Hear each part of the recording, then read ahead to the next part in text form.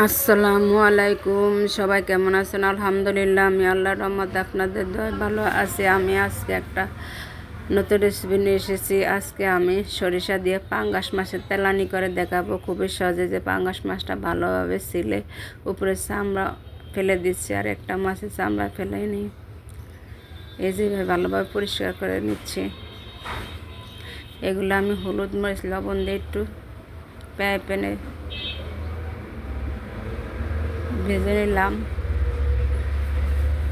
হালকা করে ভাজবো, কড়া করে ভাজবো না। এখন তুলে নিচ্ছি। সেই কড়াইতে আমি এখন আদা বাটা, রসুন পেঁয়াজ বাটা দিয়ে দিছি। এখন একটু নেড়ে নিচ্ছি।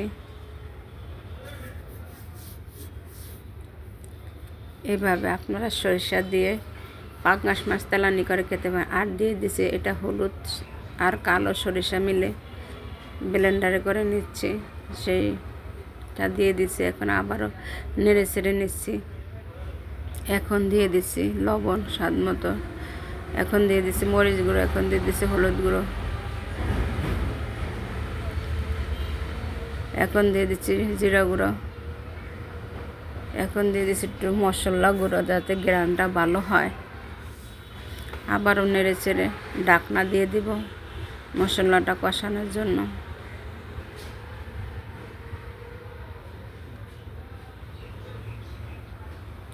এই যে মশলাটা কষানো হয়েছে প্রায়।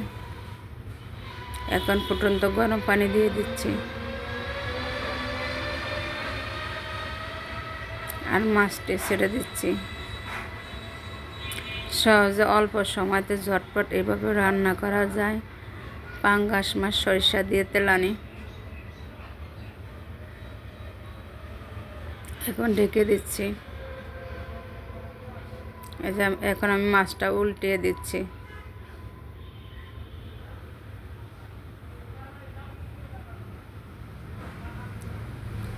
খুবই সহজ এবং মজাদার। এইভাবে রান্না করে খেয়ে দেখবেন।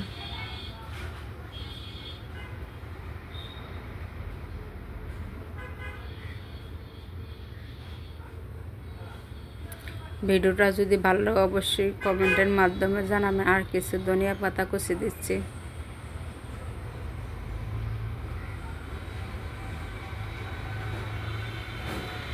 আবারও নেড়ে ছেড়ে দিচ্ছি।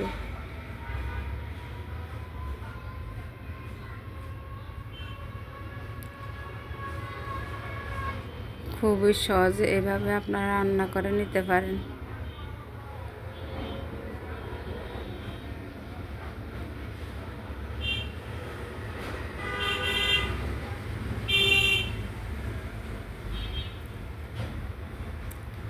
এই যে আমি আপনাদেরকে একটা প্লেটে সার্ভ করে দেখাচ্ছি।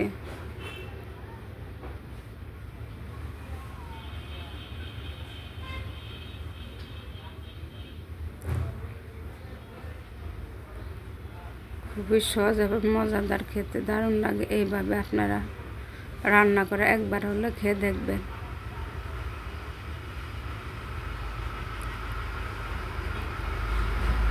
এই যে আমি একটা প্লেটে নিয়ে নিচ্ছি, আপনাদেরকে একটু জুম করে দেখাচ্ছি। এইভাবে মাখা মাখা ঝোল দিয়ে গরম গরম ভাতের সাথে খেতে অসাধারণ লাগে।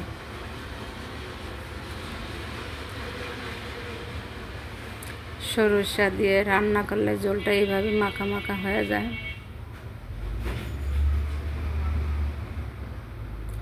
সবাই ভালো থাকবেন, সুস্থ থাকবেন। সবাই সবার জন্য দোয়া করবেন। আল্লাহ হাফেজ। আসসালামু আলাইকুম।